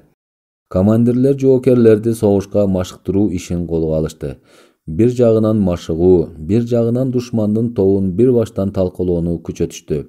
Айрыкча Вишенская станциясынын тегерегиндеги касташкан душманга кызыл аскерлер чагылгандай тийип жатышты. А жердеги болуп жаткан салгылашууну адам көз алдына элестетүү да кыйын эле. Укмуштай чоң уруш бу тегеректе башталганда комиссар кызыл туйгундар менен кошо душмандын жаагын айырып, таш каптырып эрдикти көрсөтүштү. Нечен менменсиген ак генералдардын жана офицерлердин сазайын колуна берип, атасын таанытып жатат. Ушул өрөөндө жашаган калайык кеңеш аскерлерине жардамдашып, актарга мөндүрдөй жаадырып ок атышты. Салгылашуу өлчөмсүз кызыды. Кызыл аскерлерге душман туруштук бере алышпай кым-куут болуп качышты. Кызыл аскерлер агыны катуу дарыяны сүзүп чыгышып, Дон менен Кубаньдан ак гвардиячылардын күчтүү көп колун жер менен жексен кылышты. Алар ээлеп жаткан шаарлар, кыштактар бошотулду. Жергиликтүү калайык ээн жайкын жыргап калышты. Жоо акырына дейре тукум курут боло элек. Жоо жоголгончо алдыда дагы көп кармаш баары белгилүү эле. 1920 жыл апрель айы сулуу жаздын белгисин ала келген. 197 мусулман полкунун жоокерлери бөлөк боордош кызылдар менен бирге Түндүк Кавказдын талааларынан, Кубаньдын ою менен тоосунан, адыры менен түзүнөн безип качкан актардын аскерин бирден терип баратышат. Кызыл балбандардан катуу сокку жеп, өлөрчө кордук көргөн ак генералдар, офицерлер кым-куут болуп сүрүлүүдө. Эми кайда барышат? Бул жоонун таянганы кайсы? Душман өлөрүнө жакындаган сайын жанын аябай кармашаар адат эмеспи? Кызылдардан катуу сокку алышкан ак гвардиячылар кадимки Кара деңиздин боюн чеп кылышып, балыкка семирип, баштарына көк буу чыгып, долуланышып өлгөндөй камданып жатышкан кез эле. Бийликтен актар дале үмүттөрүн үзө элек. Дагы эле мурдагы адаттарынча ак генералдар биз жеңебиз дешип үмүттөнүп, казак орустарды азгырып, кыйкырышканын кайдан койсун. Калайык кызыл аскердин душманды тез күм жам кылышын чыдамсыздык менен күтүшөт.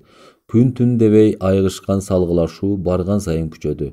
Кызыл аскер ырайымсыз душманды жер тамандатпай сайгактатып кууганда, менсинип азуусун айга жанышкан, нечен согушта такшалган ак гвардиячылардын сөөгү деңиз боюнда ит менен кушка жем болду.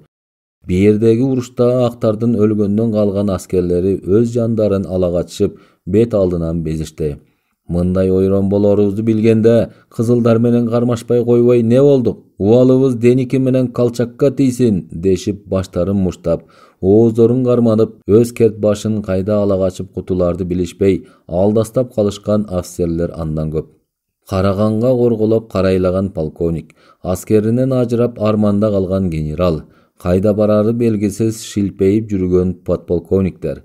Сайда саны, кумда изи жок ак гвардиячылардын ушинтип заманасы куурулду. Ан сайын кызылдар аларды сүрүп баратышты. Буларга жер, суу жок, өлүм.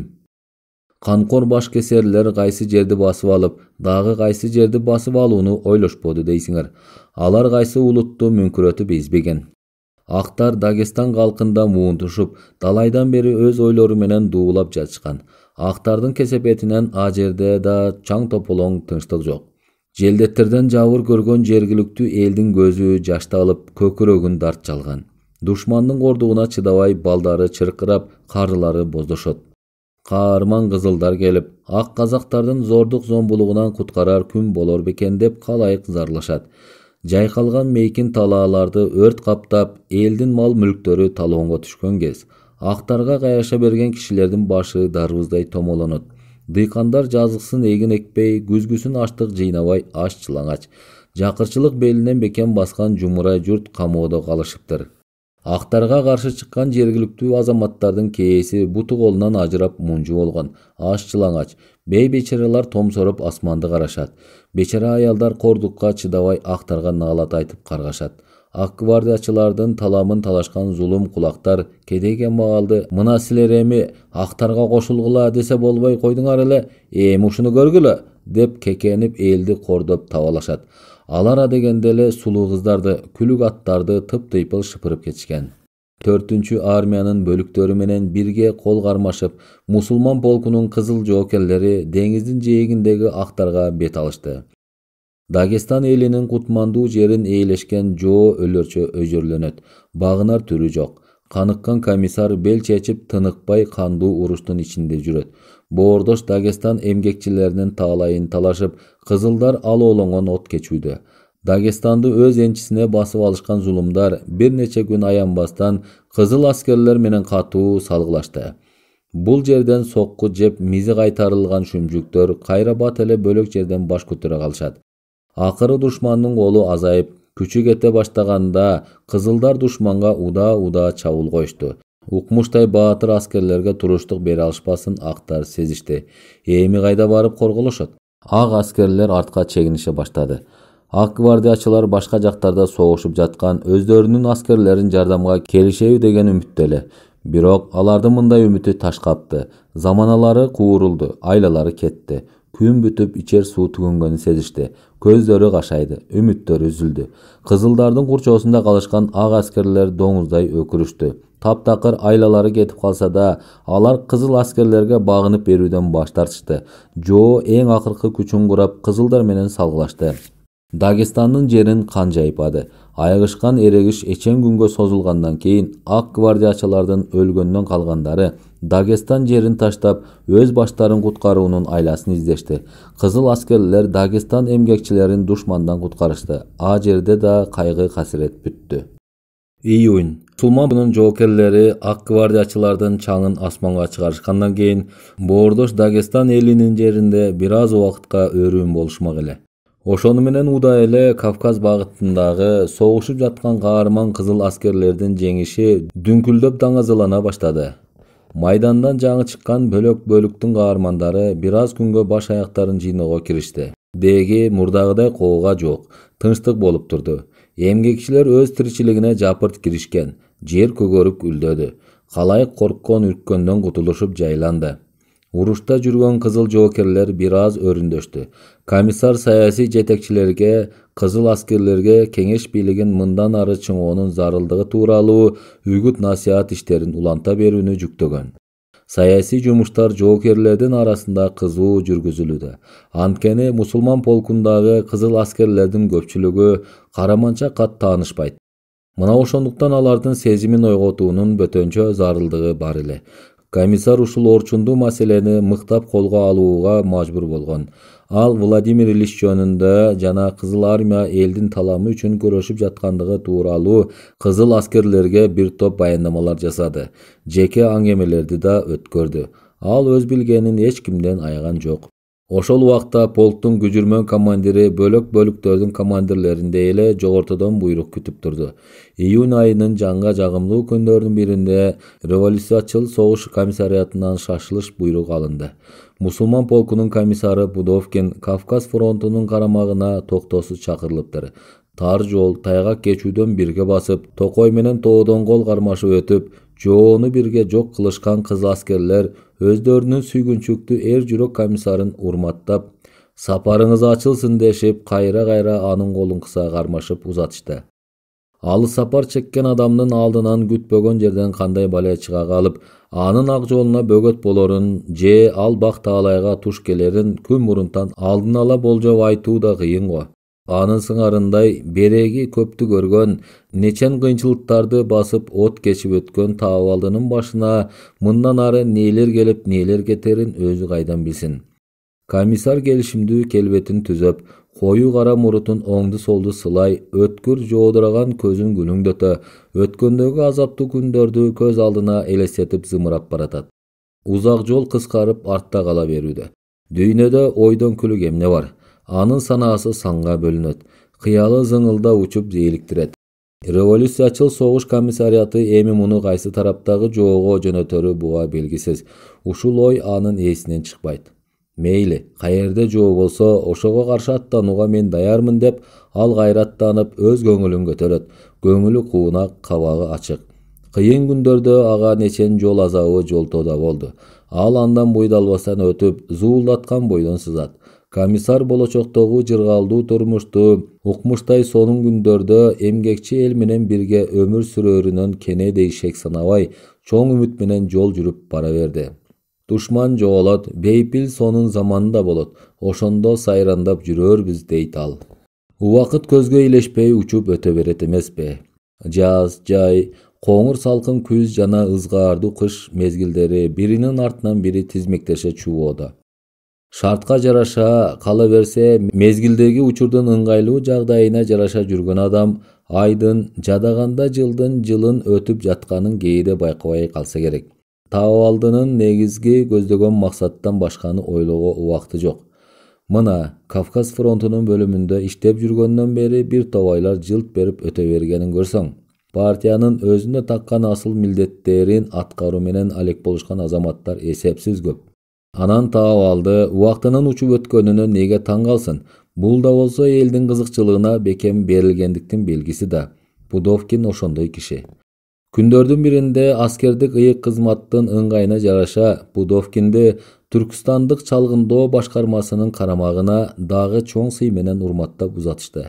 Мына эми Таабалды Жети сууну жердеген кыргыз казак элин көрөт да. Жети сууга зулумдар көп кылымдар бою үстөмдүк кылып келишкен. Ошондо да ач көз ак сөөктөрдүн көзү эч нерсеге тойгон эмес. Мына эми жерге эл түбөлүккө ээ болор мезгил жеткенде, ал зулумдар дагы козголоң чыгарып, үзөңгүдөн буту тайыганча кызыл аскер менен бетме бет салгылашууга чыгышты. Бул ак сөөктөрдүн көзү тоёр күн болор бекен. Ак гвардиячыларда бул жерден эч ак жеңилип оңколошту эле го. Көрсө канкорлордун калдыгы дагы эле түгөн элек экен. Алар калк арасына бүлүк салып, бийликтен ажырагылары келишпейт. Алардын элде эмне акылары бар? Россияны ээлегилери келген Деникин, Колчакка окшогон атамандар невак жер кучактап сулабады беле. Эми Жети сууну талашкан бирин серин азган тозгон актар бузукулугун неге койбоду? О, душман жөн өлбөйт эмеспи? Кармашып өлөт. Укуктан, мансаптан булар ажырагылары келбейт да. Эмгекчил элге алардын кайнаса каны кошулбасы эзелден бери айдан ачык эле го. Бектердин, хандардын, ак гвардиячылардын өлгөндөн калганы кантип жөн жатышсын. Ошол залимдердин бирин серини Кытай жерине баш калкалап турушуп, Жети сууга көз артканын күчөтүп жатышат. Актар дагы эле үмүттөрүн үзө элек. Верный калаасы. Жети суунун борбору Алмалуу шаарга жаңы доордун нуру жаркырап жаңы тийген эле. Кагылайын ала тоого таалай нуру чачырап тийген мезгилде тоонун кулуну сагынып саргайган жерине кайрылып келип олтурганын көрсөң, таабалды чалгындоо башкармасына келип эмгектене баштаган күндөн тартып, бердеги көрүнбөй жүргөн ашкан бузуку кеңеш бийлигине ниеттери жаман бандиттерге каршы күрөшө баштады. Баса, ушул жоо граждандык согуш эчак бүткөндө эми кайдан баш көтөрүп чыга калды экен. Граждандык согуш аяктар замат Жети сууда бейпилдик узакка созулбады. Анткени кулактар көкүрөктөрүнө кек түйүп калышыптыр. Ал залимдер кекенип өлбөгөн жерде калууну ойлошкон. Залимдер өздөрүнүн атайын дайындашкан тыңчылары аркылуу кеңеш бийлигине каршы аракеттерин күчөтүштү. Верный, Жаркент жана Каракол багытындагы кулактар, байманаптар бул ишке катуу киришкени белгилүү эле. Жети суунун ар кайсы жеринен кутуруп баш көтөрө коюшкан кулактар, байманаптар көздөгөн ойлоруна жетпей, Кызыл армиядан үстөккө босток сокку жешти, тиштери талкаланды. Жер соргондон калганы курал жараксыз калышты. Ошондо да душман астыртан кол курап кармашууну улантышты. Кеңеш бийлигине булар неге анча кастарын тигишет?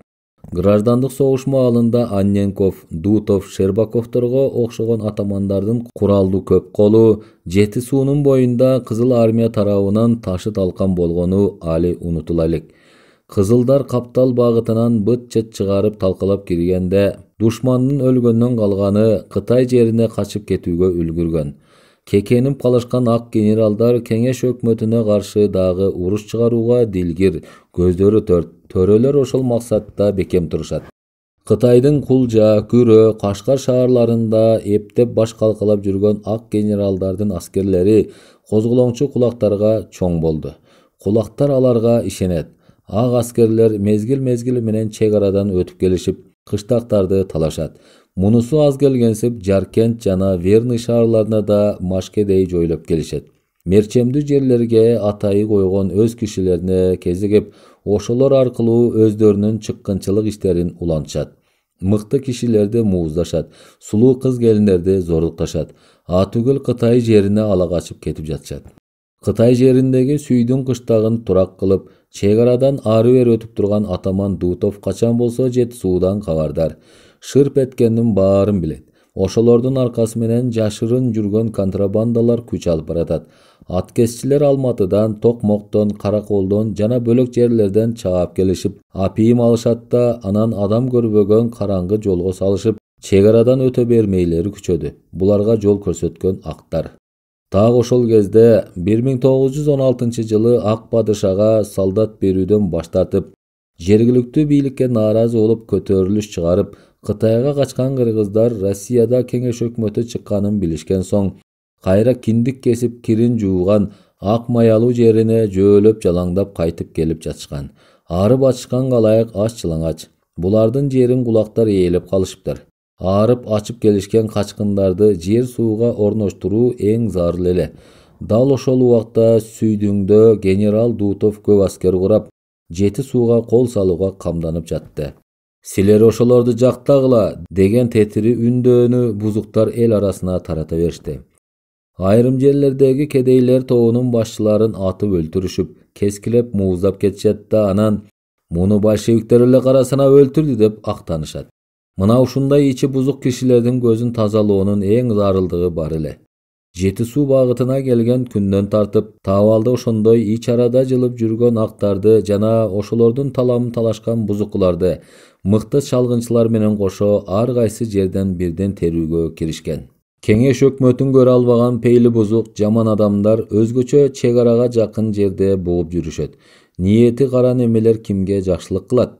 Ошол тулку бойлору туташ арамзалыкка жык толгон кан ичкичтерди кармоо оңой бекен.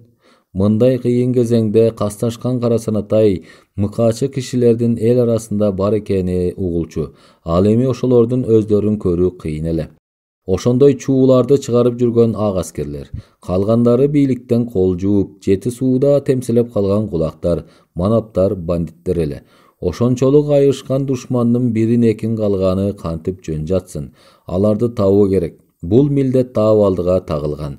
Ар бир адамдын мойнуна тагылган ыйык милдети болору ырас го. Береги бизге белгилүү таап алды Пудовкин өз заманына зыяндуу немелерге жазганбай бет алганы жеке эле бүгүн эмес эле го. Бул киши ушул жети суу багытына келгенден бери Митайым кулакка да жоолукту, анын куйругу менен да кездешти. Жээлип жортуп жүргөн контрабанданын бир тобунун тилегин соолткон.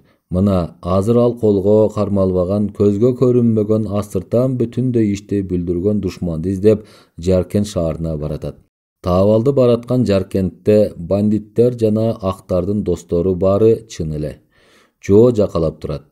Душман койго тийген ач бөрүдөй чек арадан ары бери өтө чабат. Алардын көмөктөшкөн кишилери бар. Имаш Токпай уулу ошондой бузук кишилердин сырын ачуу үчүн Алматыга кабар берген. Аяктан Пудовкин деген келмек экен. Андан такыр дарек жок. Акбаев деген өкүлдүн айтуусуна караганда мында ал капкачан келиши керек эле.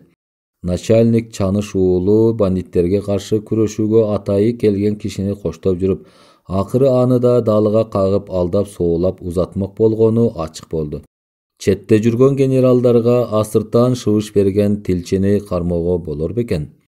Таап алдыга окшогон белдүү азаматтар ушундай кыйын кезекте түн катып неге жол жүрөр жөнү бар эле. Баленин баары так ошондо. Таап алдынын мында качан келгенин билеле кишилер да бар. Аскерче кийинген кара суур жигит 3 күндөн бери алыстан Жаркентке келүүчү кандайдыр бир бейтааныш кишини өтө чыдамсыздык менен күтүп жүрөт. Ошол Ырактан келер чоочун кишини мынча зарыгып күткөн ким? Бул областтык ЧКнын Жаркенттеги атайын өкүлү жана Кытай чек арасына сакчы болуп турган атчандар дивизионунун баш командири Имаш Токпай уулу эле. Ал тапшырма боюнча жогортон келаткан өкүлдүн Жаркентке келеринен бир топ күндөн бери кабардар. Токпай уулу ошол өкүлдү күтө зарыкты, бирок андай кишиден дайым болбоду.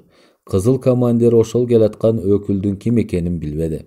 Анткени таап алды Пудовкин аттуу киши областтык чалгындоо башкармасына борбордон жакында эле келгенин Имаштын билгенине бир нече айча болгон. Акбаев өзү да Имаш менен жаңы таанышты. Жанагы келаткан Пудовкин деген киши нечен кыйын душманга таман тузак тарткан неме экен. Россиядан качып барып Кытайда турушкан генералдар өздөрүнө алданган ак аскерлерин тукуруп, чек арадан тымызын өткөзүп, дыйкандардын колунда бар бирин серин бодосун тартып алып айдап кетишер эле.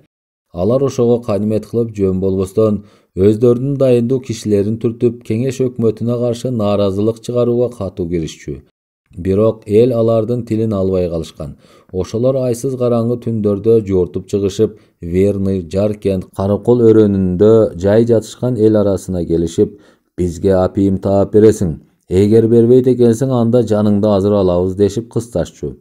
Күн мурун Верныйда, Караколдо, Пишпекте, жадаганда Ташкентте болуп жаткан окуяны качып жүргөн казак орустардын билерман генералдары Кулжа шаарынын күнбатыш жагындагы казыналык чынар теректердин арасында сайрандап, суусундарына Кытайдын шарабын шимирип жүрүп билип алышар эле. Кулак уккус, көз көргүс чет элде жүргөн суук көз качкандар жети суудан кимдер аркылуу кабар алышат. Эмгекчи элдин боштондукка чыкканын көрө албаган актарга сөз ташып жүргөн кимдер? Кыраакы мыкты чалгынчы, чек арадагы атчан аскердин белдүү кызыл командири Имаш Токпай уулу жарганатча жанын сабап, жат душманга сөз ташыган чыккынчы кишилердин бирин серинин жазгыртпай кармаган. Бирок ошол актарга жан тарткан арамза бакан оозорго баш тоголоткон чоңун кармоо кыйын болду. Ошинтип түн катып чабыттап жортуп, жоонун чырагына май тамызган Митени колго түшүрүүгө Имаш жана аны менен тилектеш жолдош жоролору эч качан жандарын аяшкан эмес. Чек аранын ары жагынан карааны көрүнгөн Сүйдүн калаасында кеңеш бийлигине тишин кайрап жаткан ак генерал Дутов. Жети суунун кайсы жеринде болбосун большевиктер кедейлер комитети элеттеги жана шаардагы эзилген эмгекчилердин арасында кандай үгүт насыят жүргүзүп жатканын бүт бойдон билип алышат. Ошол алыста жүргөн жоонун айтып берүүчүсү бар эле. Ай, бир мандеми болбосо, бирөөлөрдөн ким шек алсын? Качкынактар атүгүл кай жерден кайсы байманап кедейлер тобуна кандай карасанатайлыгын көрсөткөнүнөн өйдө кабардар болушканы таң каларлык. Жел сокпосо чөп башы кайдан ыргалсын. Kulja, Күрө, Сүйдүң жана Турпан шаарларында жүрүшкөн актардын билерман офицер сөөрөйлөр Орто Азиянын кайсы жеринен басмачы чыкканын күн мурунтан билишет. Өздөрүн ээрчип кетишкен казак орустардын кара күчкө көзүн боеп, басмачылардын бай манаптардын душмандык кылышып, кыштактарды өрттөп, элдин мал мүлкүн талап жатышканын кедейлерге жала жабышат. Кыскасы, өздөрү иштеген жаман иштеринин баарын большевиктерге, кедейлер тобунун башчыларына жана өкмөткө ак бейил менен кызмат кылган кишилерге жала жабышат. Атамандар өздөрүнүн кишилерин актоого аракет кылышат. Эмигранттардын ушагы көп. Алар кеңеш бийлигин жаманатты кылгандан бөлөк кылар иштери калбады. Кызыл атчандардын командири, ЧКнын көздөй кишиси Имаш чет жерде жүргөн душмандын Жети суу өрөөнүндөгү тилчилерин ашкерелөө үчүн катуу киришип жүрөт. Иш кыйын. Жаркент уездине ЧКнын жиберген чалгынчы кишисинин келмек болгонун бир себеби да ошол эле. Таабалды Жуке уулунун Верныйдан чыкканы чын, бирок анын кайда жүргөнү белгисиз болгонунан гана командир Токпаев катуу өкүнүп, өтө кайгырып да жүрдү. Анан кантсин, анткени Жаркентте ал абал өтө оор. Ички жоо тышкы жоого кол булгап жандооч болду. Элге келген бактаалайды көрө албаган душман караңгыда шимшиген түлкүдөй көмүскө жери менен жортуп жүрөт. Душман каш кирпектин ортосунда экенин командир Имаш Токпай уулу не вактан бери сезет. Чалгындоо үчүн Верныйдан атайы келчү өкүл Пудовкин Жаркентке келер күнү кечке жуук Имаш эч ойдо жок жерден Акбаев деген кишиге кезиккен. Анын Жаркентке келгенине 5-6 күндөй болуптур. Уездик милициянын начальниги лыпылдап Акбаевдин ичи койнуна кирип, коштоп алып көп жерге барса керек. Контр бар деген жалган деп Чаныш уулу жанын сабап жүрдү. Анын жанында ээрчип жүргөн өкүл Акбаев да ошого чыны менен ишенген. Ишенимдүү начальниктин душман жок дегенине командир Имаш бир чети таң калат. Анда чек арадан өткөн душмандын кишисине көмөкчү болгон кайсы бузук? Кытай жеринде качып жүргөн генералдардын аскерлерине тымызын маалымат жеткизгендер өз арабызда жок бекен? Убактылуу өкмөт ойрон болуп кулагандан кийин анын Кытайда калган консулунун жана атамандары менен офицерлеринин тырмакчанын ичинде Улуу Сибирге кошулуу жөнүндө жазган каттарын душмандын өз кишилерине жеткизүүгө көмөктөшкөн кимдер? Аны Чаныш уулу билбес бекен? Ал өзү начальник милиция болуп туруп, кантип душманга жан тартсын? Жаркентте жүргөн чалгынчылар менен кызыл атчандар эч нерсени билишпесе, неге тегин жерден чыккынчы жөнүндө кабар берди? Бу не деген кеп? Кээ бир кишиден шек санаган Имашты ушул начальник Чаныш уулунун тилине кирип, мурда анын атайын берген билдирүүсүн бу жогортодон келген Акбаев текшербей кетеби? Баарыдан мына ушунусу кызык. Душманды издеп атайы келген Акбаев мостоюп туруп, ошол бойдон кеткенине Имаш таң калбаганда кантсин? Атаны саат чырмагыр-ай, бугандай өз максатын билбеген куу тумшук неме болду? Имаш жаш кезинен ысык суукка бышкан жигиттин бири эле. Ал аркы беркини ажырата билет. Акбаев бир ооз ага сырын айтпастан Чаныш уулунун биздин арада чыккынчы жок, Дуутовдун кимдир бирөө менен байланышы бар имиш, ошол аркылуу ал бияктагыны билет дегенине ишенип кете берди. Эми кантыш керек? Аттиң-ай, жанагы Пудовкин деген чалгынчы келгенде тыңчынын бети ачылат эле, болбостур, деп Имаш керели кечке өзүнчө жүрөкзада. Түн кирди, там үйгө шам чырак бүлбүлдөп күйдү. Тырс эткен табыш чыкпады. Үйдүн ээси да бөжөңдөп бутун акырын шилтейт, эң эле этияттык. Албетте, жалпы Жаркент шаары мындай тынчтыктын кучагында кайдан мемиреп турсун? Азыр жалгыз гана ушул үй тынчтыкта. Бүгүн мында Демейдегидей жоокерлер да келишкен жок. Бу үйдө жападан жалгыз командир Токпай уулу гана бар. Анын кабак кашы Демейдегидей эмес, башкача, сабыры сууз. Артыкча начальник Чаныш уулу менен өкүл Акбаевке бүгүн кездешкенден кийин ал ушинтип туталана баштаган. Адам бекеринен ачууланбайт эмеспи? Мунун анткенин негизги себеби не? Ал актарга кабар берип жүргөн кишинин аныкталбай жатканына кайгырат. Ошо жөнүндө бирге кызматташ болгон жаркенттиктердин кээсинен Имаштын шек алганы да бар. Чаныш уулу өзүн актап, мунун кебин жокко чыгарып койгонуна Токпай уулу өтө өкүнөт. Имаштын мындан аркы жиберген билдирүүсүнө эми ким ишенмекчи? Баарыдан ошого өтө арданып, жаны күйгөн Имаш ыза болду. Ал барып турган сак неме. Өмүрүндө жалган жеринен бирөөнү каралачу эмес. Ак генерал Дутовго жан тарткан киши өз арабызда баары чын. Чаныш уулу эми кызыл командирдин оюн бүтүндөй жокко чыгарыптыр. Бирок актар менен астыртан тыгыз байланышы бар, өз кишинин ким экенин даана билбегендигинен Имаш ушинтип мүңкүрөп отурганы ырас. Чаныш уулу кантип чыккынчылык кылсын? Ал өзүн акмын дейт. Акбаевди ээрчитип ал чек арага дейре барганын командир Имаш билет. Верныйдан келгенден бери Акбаев бүгүнкүдөй түндөрдүн неченин ушул Жаркентте өткөргөн чыгар.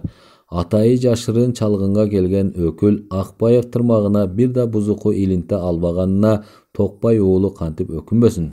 Имаш аны ушул шаардын көчөлөрүнөн бир нече ирет көргөн. Бирок анын жай маанисин билгенине чынында аз күнчө болсо керек. Ырас, алар кездешип бир аз сүйлөштү. Ал эми баягы келет деп үмүттөнгөн чалгынчы Пудовкин дегенден эч дарек болбоду. Командир Токпай уулу андан үмүтүн үздү. Өзөктөн чыккан өрт жаман, өздөн чыккан жат жаман деп акылман эл билгичтик менен айткандай, өз иштен чыккан чыккынчыны табуу үчүн Имаш катуу киришти. Машыккан кыраакы киши болгондо Имашта мындай күнөөм кайдан болот эле? Ай, дагы эле мунун жаштыгы кала элек. Анысын өзү да мойнуна алат. Командирдин уйкусу качты. Ал айдын шооласы чачырап тийген кичинекей терезени ачты. Жаздын толук кези эле. Жаш жалбырактардын жыты келет. Түнкү кооз көрүнүш көңүлгө жагат.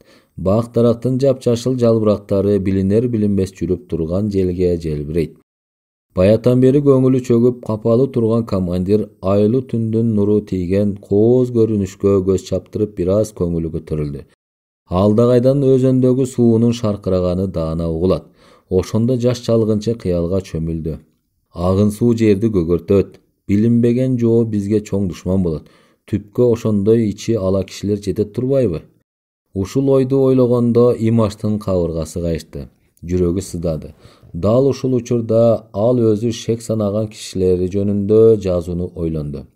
Бирок али акылы бир жерге токтой элек. Командир өзүнүн көктүгүн карматкан болуп көшөдү. Ошол убакта капыстан кимдир бирөө каалганы шарт ачып үйгө кирди. Командир жалт карап үй ичи күңүрт тартып турса да, өзүнө жети түндө келген кишини жазбай тааныды. Келиңиз, деп Имаш эки кадамдай алга жүткүнүп токтоду. Мына кызык, сиз бүгүн Верныйга шашылыш жүрүп кетпедиңиз беле, жолдош Акбаев? Күтпөгөн жерден келген Акбаев жай басып төргө чыкты да терезенин тушунда турган үстөлгө сүйөнө тартып отурду. Мени таңга жук кандай келип калды деп таң калып турасың го, Имаш? Шартка жараша жагдайым ошондой болду. Ооба, сизди кайра келет деген оюмда жок эле.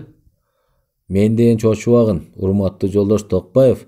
Жолдон кайрылып сага келгенимдин чоң себеби бар. Кандай? Имаш тигил Акбаевден сал чочугансып, андан кыйгачыраак турду. Чын эле бул неме да актарга жан тартып жүргөн шумдун бири го. Жанагы мен шек санаган немелердей бул да генерал Дутовдун тыңчысы болушу ыктымал деген ойго түшүүгө аргасыз болгонун көптү көргөн кыраакы Акбаев Токпай уулунун каш кирпигинен дароо байкады. Азыр Имаш мунун келгенин жактырган жок. Андан кече жөнөрдө көңүлү калган. Эми экөөбүз ачык сүйлөшөлү, жолдош Токпаев, деди Акбаев ачылып. Макул, сүйлөшөлү. Бу жаш командирдин жүрөктүүлүгүн Акбаев азыр анын кебетесинен байкады. Ал карт бөрүнүн сынына бүгүн эмес, мындан мурда эле тигил душманга астыртан тил жеткирген кара жүрөк кишилерди ашкерелегенде толгон. Оренбург жакта урушта жүрүп, кызыл аскерден өлгөндөй сокку жеп, жедеп аргасы кеткен кезде каракчы казак орустарды Азезил шайтандай азгырып, жети сууну кече качып, Кулжага качып барып бекинип, ошо жерден туруп Түркстан менен жети сууну Россиядан бөлүп алганы чамынып жаткан Дутовдун тыңчысынын эки ортодогу арачысынан өйдө аныктаган ушул жаш командир Имаш эле. Каны суюк токтол элек Токпай уулу элине кара санап, кой терисин тескери жамынган неменин жүзү каралыгын сезген соң тартынбай өзү жалгыз ошол чыккынчылар менен кармашкан. Мунусу чоң эрдик да. Адамды ак жеринен күйгүзүүгө болбойт, жолдош Токпаев. Siz dушманга жан тарткан турасыз го Акбаев аке. Башыбыз азаптан жаңарылды эле го. Бу не деген дөдөйлүк? Имаштын өңү бузулуп үтүрөйө түштү. Ал ачуусу келгенинен түйүлгөн бойдон Акбаевдин маңдайына кандай жеткенин өзү сезбей калганы мындай турсун калчылдай баштаганын адам көргүс болду. Акбаев коңур үнүн ага көтөрүүбүрөөк чыгара сүйлөдү. Сабыр эт иничек, токтоо бол. Эр жигитке чабалдык жарашпайт. Жаш неме өзүнөн улуу кишини сыйлап ийменди окшоду. Кичине ачуусу таркай түшкөндө берки жедеп дасып калган чалгынчы ага мындай деди. 16 апрель күнү кечке жуук Дутовдун казак орус Макаров менен алынмай деген кишилери чек арадан өтүп Жаркентке жакын калганда аларды сен эрдик кылып кармадың эле, ошонуң распы? Ооба, кармаганым чын болчу. А эмне экен? Сен ошол тыңчыларды атайын колго түшүрүп, аларын алып, анан милиция Махмуттун тилине кирип неге кое бердиң? Бу сөздү укканда жаш командирдин башы сал шылыктай түштү. Анткени менен ал тартынбастан ачыгын айтмак болду. Биздин ишеничтүү кишибиз, кызыл милиционер Махмут ошолорду өз кишилерибиз дегенинен ишендим эле. Деги сиз өзүңүз кимсиз? Кай жактык болосуз? Эгер мага дайындуу күбөлүк катты көрсөтпөсөңүз, мен сизди тыңчы катарында азыр камакка алам, деди Имаш. Мен жөнүндө начальник Чаныш уулу сага айтты эле го. Ага кандайча ишенбедиң? 7 түндө киши жөн келчү беле? Күбөлүк катың болсо көрсөт, болбосо сизди аябайм. Токбай уулу алдын ала өзү камынайын дедиби, анысын ким билсин, ал шап тапанчасын колуна ала койду. Кызык тамаша эми башталат көрүнөт. Берки келген өкүл Акбаев деле тоотор эмес. Ал кайра жаш командирге ыраазы болгон сыяктуу мурутунан жылмайып турганын көрсөң. Эми жай сүйлөшөлү. Сен куралыңды мага кезебечи. 10 жыл бою түрмөдө жүргөнүмдө желдет далай жолу мылтыгын, тапанчасын мага кезеп, сени окко учурабыз дешип келишкени али күнгө эсимен кете элек. Ошондо да баш кесерлер менин үрөйүмдү учура алышкан эмес. Эми мен эмнеден коркмок элем? Андан көрө сен жашырбай мага чын сырыңды айтчы. Ошол Махмут деген бизге ак эмеспи? Имаш эмне дээрин билбей бир пас ойлоно калды эле. Акбаев мунун көзүнө башкача көрүндү. Бул көрүнүш жаш командирге шумдуктуу керемет болуп көрүндү. Махмут тууралуу жаш командирдин капарына жамандык келчү эмес. Анан ошо жөнүндө эмнени айтат? Махмут жөнүндө эч нерсени билбейм. Анда эмесе анын ким экенин сага мен толук баяндап берейин. Балким сен ошондо ишенерсиң. Имаш кыңк этпей тапанчасын кабына жашыра коюп, берки өкүлдү астыртан тиктеп оор улутун деле аңгыча Акбаев ага кызыл милиция Махмуттун максатын түшүндүрдү. Махмут Кожонияз уулу өзү турпандык экен. Ал бир нече жылдар бою жети сууну кыдырып чыккан. Жалган жеринен биздин пишпектик болуп жүрүптүр. Кытай шаарларында анын байланышкан кишилери бар.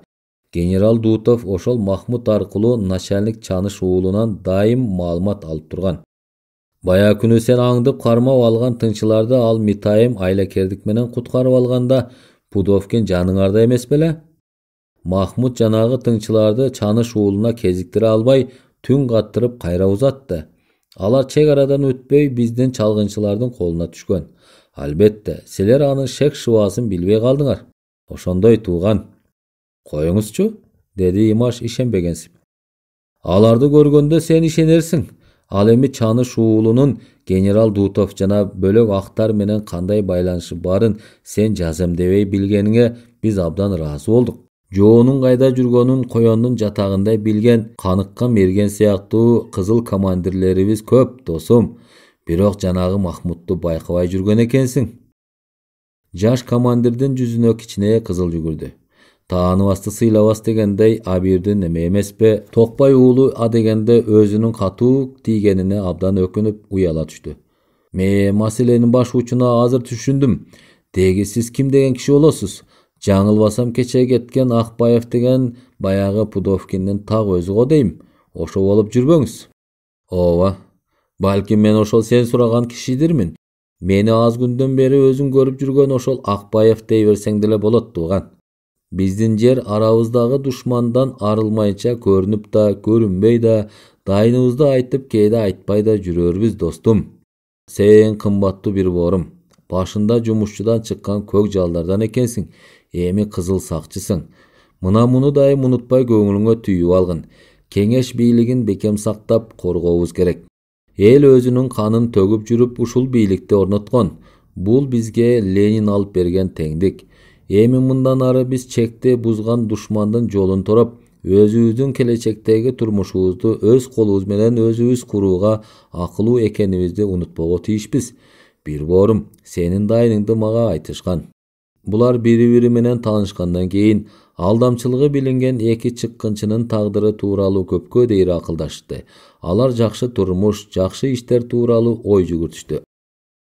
Эгерде бул экөө эрте үлгүрүшпөсө, доңуз далыга чапкан сайын күчөйт дегендей, душманга жан тартып, жандош болгон ичи ала кишилер элдин бактысын байлоого кудурети жетпесе да, душманга жол ачып беришери ачык эле го.